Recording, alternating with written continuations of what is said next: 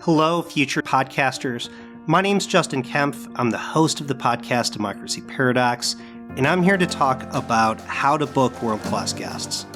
Now, we're going to break this up into three different parts. First part, we're going to talk about who to book on your podcast. Like, what is the world-class guest that you're going to want to have? Second part is how to be able to book them, how to be able to find them, how to be able to reach out to them. And then the third part is going to be why they will say yes to be on your podcast. Now, first off, who is that world-class guest that you want on your podcast? Now, that's not something that I can really answer for you because different people are going to have different answers to that. For instance, my podcast, Democracy Paradox, talks to a lot of people who are academics. Sometimes I'm going to have thought leaders. Sometimes I'm going to have some journalists and people like that. But it's going to be people who think deeply about democracy and oftentimes from like an international perspective. That means that I'm generally not going to be looking for somebody like an Adam Grant. That's a really big name. He's got best-selling author, somebody who lots of people know, or Malcolm Gladwell. I'm not going to reach out to him either because they don't really fit my podcast. It's not the type of person I'm looking for. So understand, who is it that you're looking for? What type of guests do you want on your podcast? And who are your dream guests? Who is it that you'd like to see on the podcast? Now, there's a few strategies to be able to get there. For instance, let's say that you do want to be able to book somebody like big name politicians, congressmen, let's say, or senators. Like, let's say you wanted to have Joe Manchin on your podcast, or you wanted to be able to eventually interview future presidential candidates onto your podcast.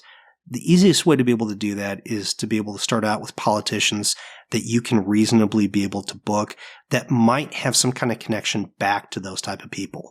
So be thinking about whether or not you can go as high as somebody who's in Congress, whether or not you could be able to reach out to a state representative, somebody who you think would be able to have connections to them that would be an interesting guest in their own right, but at the same time be able to help you be able to create a network to be able to reach out to those bigger name guests down the road that you'd like to be able to have connections with.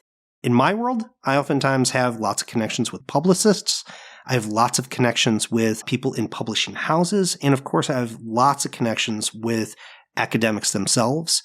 And that makes it easier for me to be able to book big name, world-class guests, authors that are world renowned and that lots of people recognize who they are. So understanding who to book and how to be able to establish those connections, because your past guests will have an enormous impact on your future guests.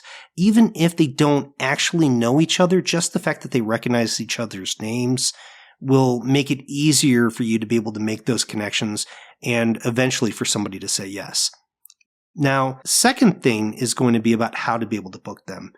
And the easiest thing to be able to do if you're cold calling is going to be through an email.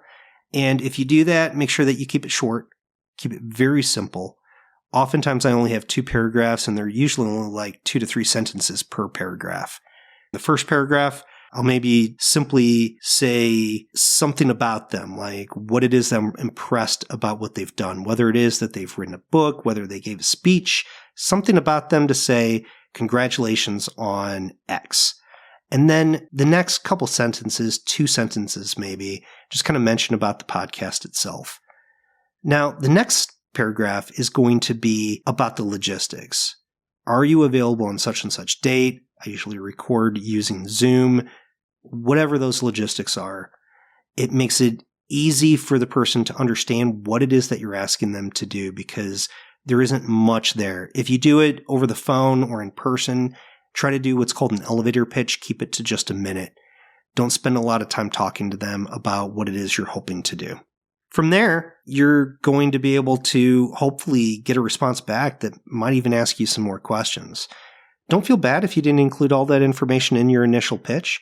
If they're asking you more questions, that means that they're probably interested in being on your podcast.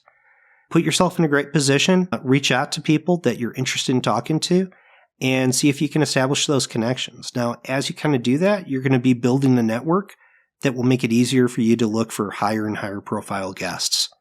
Now, the final thing is going to be about why they say yes, and I kind of hinted at this already. your podcast is going to be your biggest selling point. The professionalism of your podcast, the reputation from how you've treated past guests, everything about what you do through your podcast will be your biggest selling point. The short pitch that you make to a guest is not going to be anywhere near as effective as when they click on a link and they look at your website, or if they look up your podcast on Apple or Spotify and they look through the show notes and they might even listen to an episode or two and see what the sound quality is actually like. See what kind of questions you ask and see how you treat the person who's on the podcast. That type of stuff is going to go a long way. And they're also going to look at who some of the past people are that you talked about.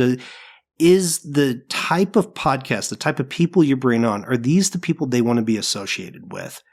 If you have a reputation for bringing on high quality guests on a regular basis, even if they're not well known to the broader public, but they're well known in this specific group, you're going to be more likely to get those high profile guests who are known to the broader public.